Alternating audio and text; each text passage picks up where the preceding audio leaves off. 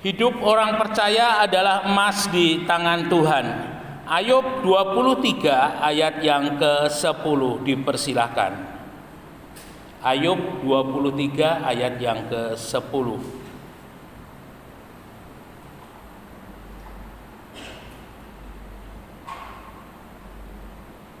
Ayub 23 ayat 10. Karena ia tahu jalan hidupku, seandainya ia memuji aku akan timbul seperti emas. Ya, dalam terjemahan bahasa Indonesia masa kini, namun dia tahu segala jalanku juga setiap langkahku.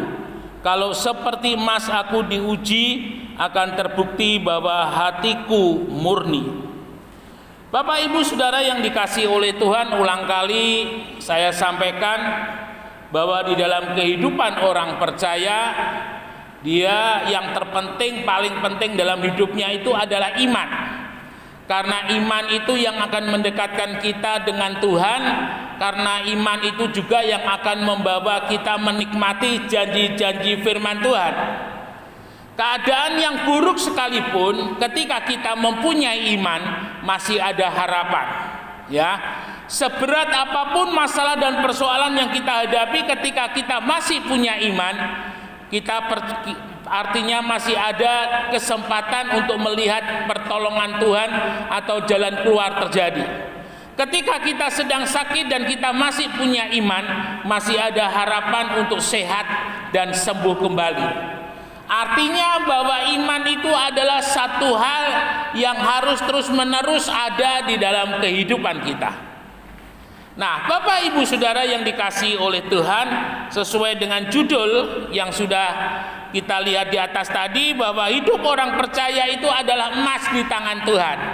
Artinya ketika kita mempunyai iman kepada Tuhan, artinya kita menyerahkan hidup kita itu di tangannya Tuhan. Hidup kita akan menjadi seperti emas, sesuatu yang mahal, sesuatu yang berharga. Ketika berbicara mengenai emas, ya, emas itu adalah mempunyai harga, mempunyai nilai.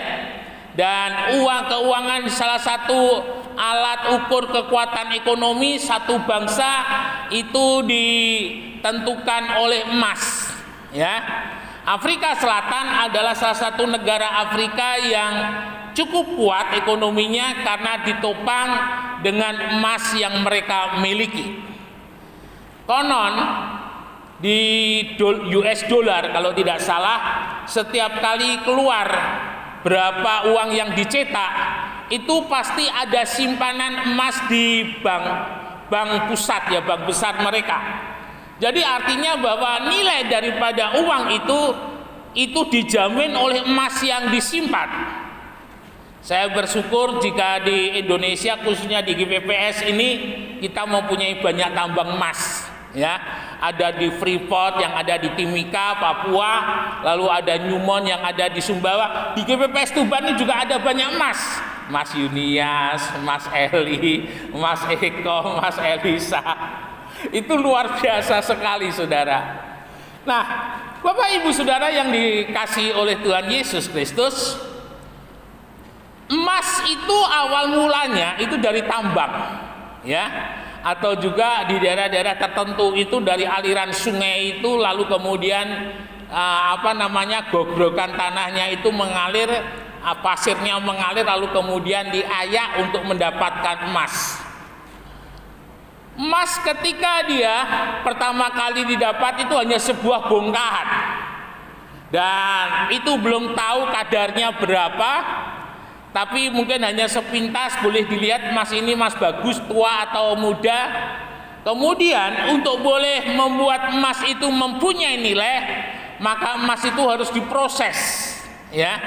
Apa istilahnya, mama atau apa itu kalau kotoran-kotoran yang ada di emas itu. Dan saya lihat ketika seorang tukang itu membersihkan emas itu dengan panas yang luar biasa. Ya, setelah emasnya melaleh lalu kemudian dilihat begitu, ini yang tradisional ya. Kalau yang modern saya tidak pernah tahu. Itu ada kotorannya kemudian diambil, lalu kemudian diproses lagi, diproses dan diproses lagi, sampai mendapatkan emas dengan kadar yang paling bagus. Nah, setelah itu baru diproses lagi, dibuat perhiasan. Kalau secara tradisional itu ada pengrajin emas ya.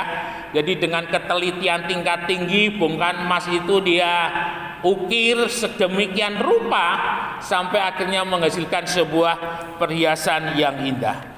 Saudara yang dikasihi oleh Tuhan, hidup orang percaya untuk memiliki sebuah iman yang besar, sebuah iman yang mendatangkan mujizat, sebuah iman yang mendatangkan kuasa Tuhan, maka hidup orang percaya itu harus mau diproses, mau berada di tangannya Tuhan.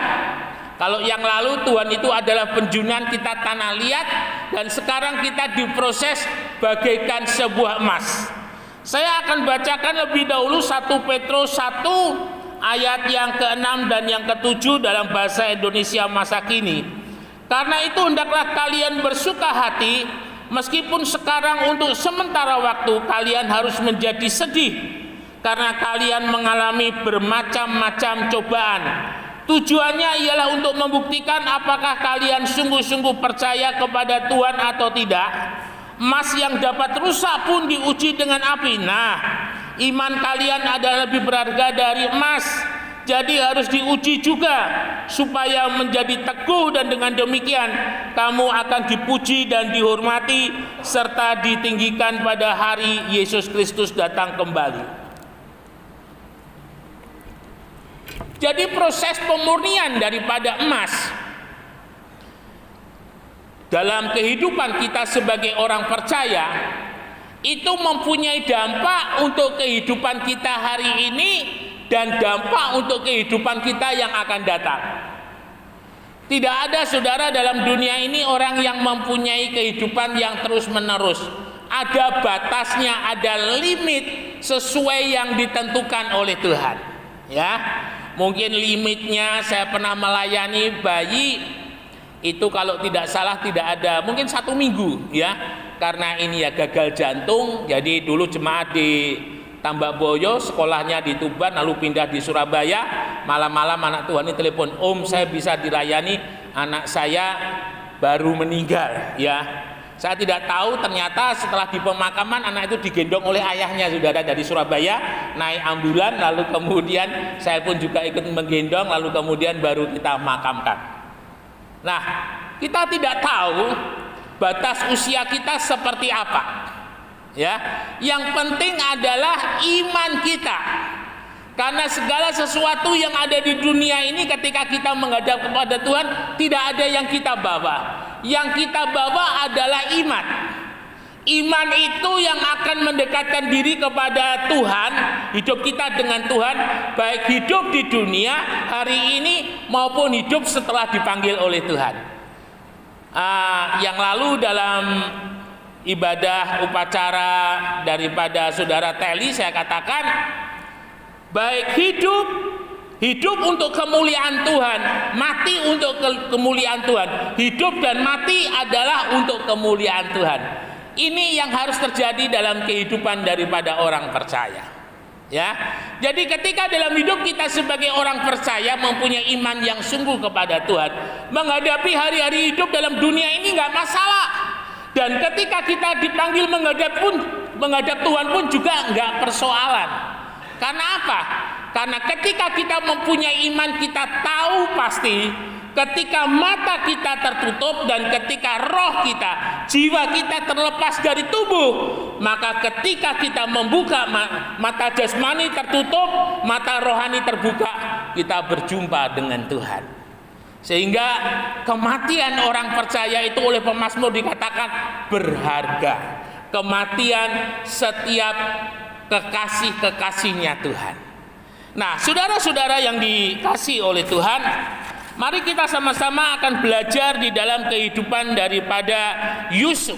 Ya, bagaimana di dalam kehidupan Yusuf itu untuk sampai dia menjadi seorang yang sudah boleh dikata diuji, diproses dalam hidupnya, dia boleh menerima apa yang menjadi imannya, menjadi orang besar, menjadi orang yang sesuai dengan mimpinya, yaitu menjadi seorang pembesar.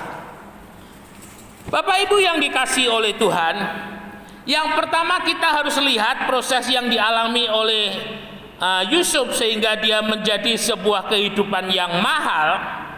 Dalam Amsal 27:17 tidak usah dibacakan, dikatakan besi menajamkan besi, orang menajamkan sesamanya.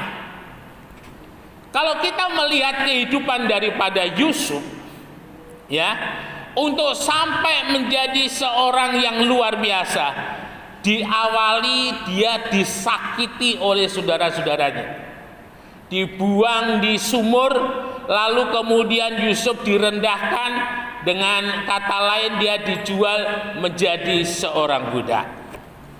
Bapak Ibu yang dikasihi oleh Tuhan, dalam kehidupan kita sebagai manusia, manusia itu adalah makhluk sosial.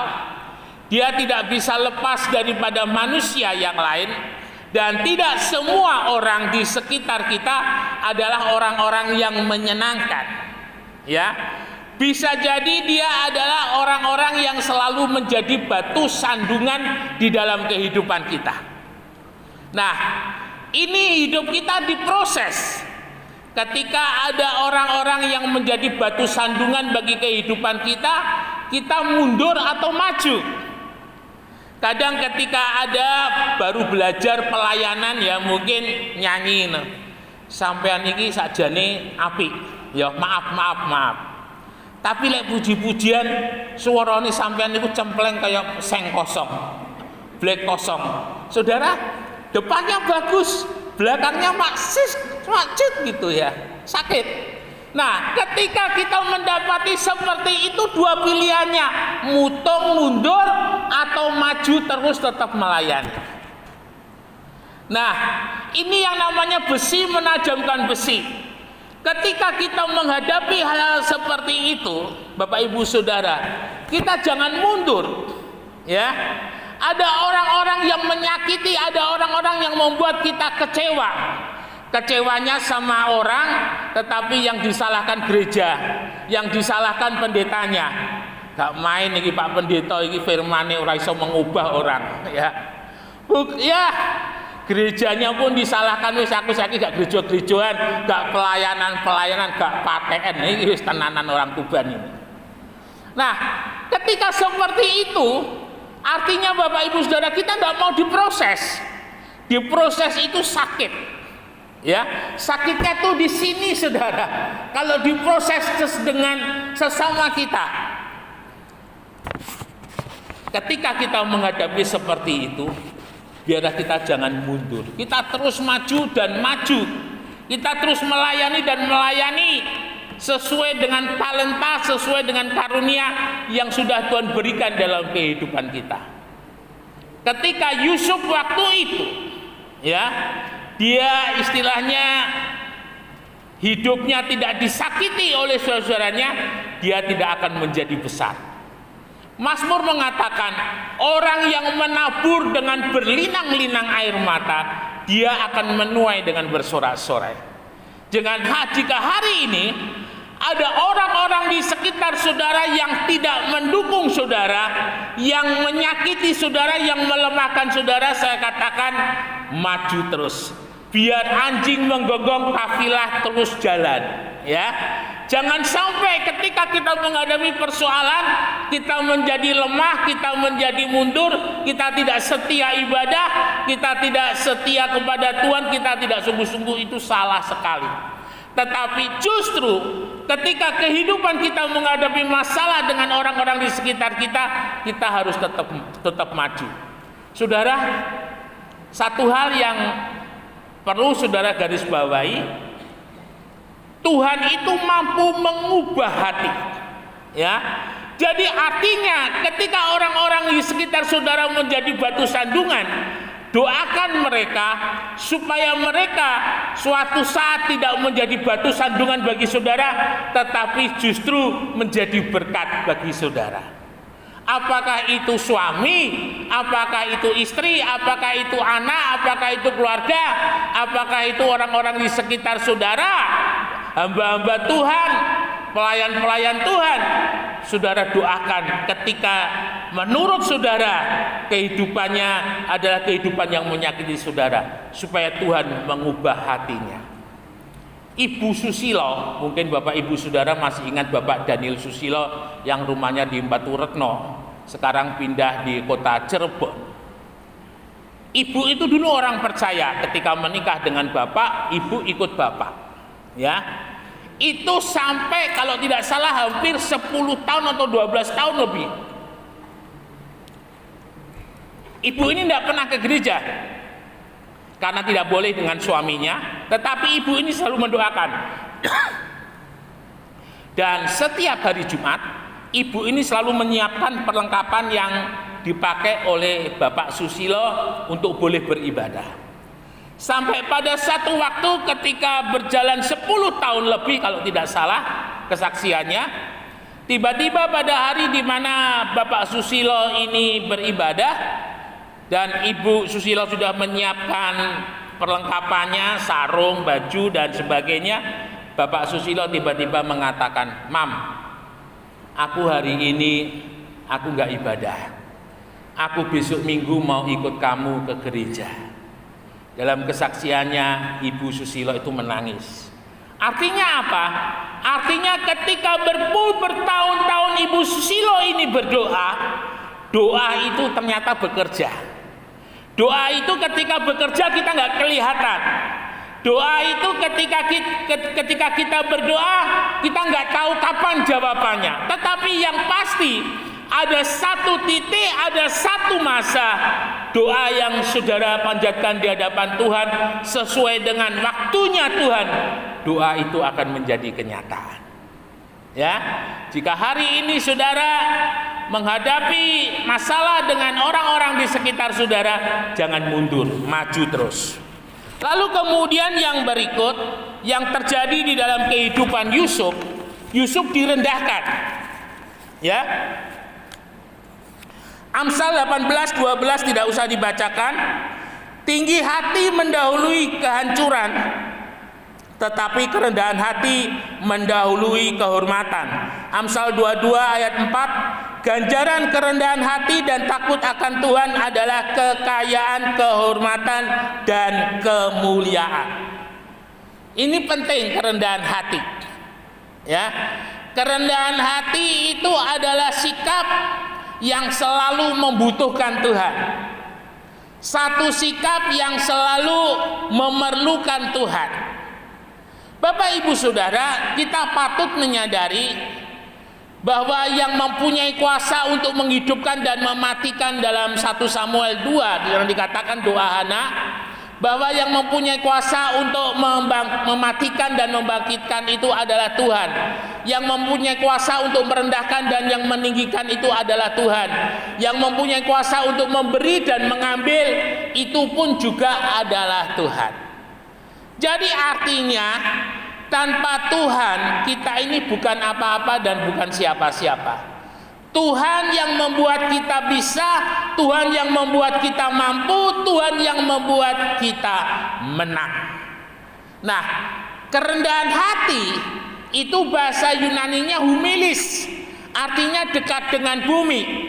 Kita ingat dalam penciptaan manusia dalam kitab Kejadian, manusia itu diciptakan dari debu tanah. Jadi artinya dengan sikap kerendahan hati itu kita ngilingi, kita menyadari bahwa hidup kita ini hanya sebongkah tanah liat yang tidak berarti apa-apa.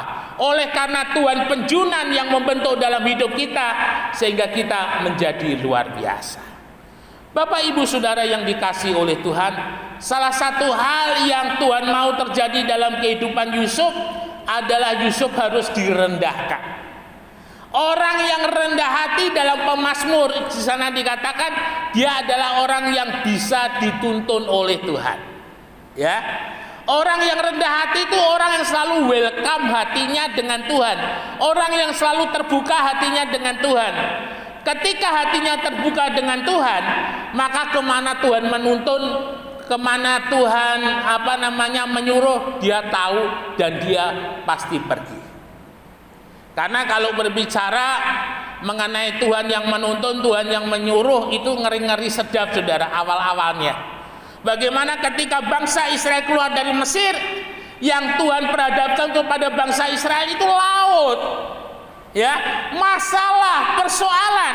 Ini bagaimana Tuhan? Aku sudah nurut Tuhan, aku sudah ngikut Tuhan, yang Tuhan perhadapkan adalah laut. Ini kenyataan yang seringkali terjadi dalam hidup kita. Ketika kita mempunyai kerendahan hati seperti halnya Musa, dia mengangkat tangan di hadapan Tuhan, dia mengangkat tongkatnya di hadapan Tuhan. Ya, Musa merendahkan hati di hadapan Tuhan, Tuhan tuntun. Di mana lewat tongkat Musa dan Musa laut Tebero itu terbelah. Jalan keluar yang tidak pernah dipikir, jalan keluar yang tidak pernah didengar, jalan keluar yang tidak pernah dilihat. Tuhan itu berkatnya selalu baru tiap hari. Tuhan itu senang memberi kita surprise dalam menghadapi masalah dan persoalan. Kalau yang lalu Tuhan kasih cara seperti ini, penyelesaiannya persoalan yang sama, tetapi Tuhan kasih penyelesaian dengan cara yang berbeda. Enggak selalu Tuhan harus monoton seperti itu, dah.